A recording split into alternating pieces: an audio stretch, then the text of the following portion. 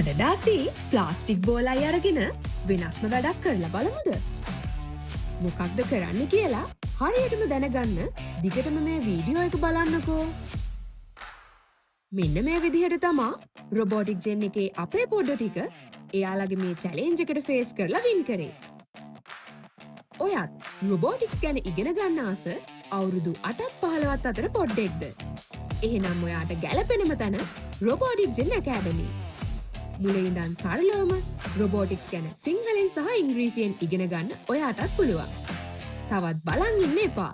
දැම්ම අපිට කෝල් එකක් දෙන්න. නැත්නම් අපේ සෝෂල් මීඩියා පේජස් වලට මෙසේජ් එකක් දාන්න.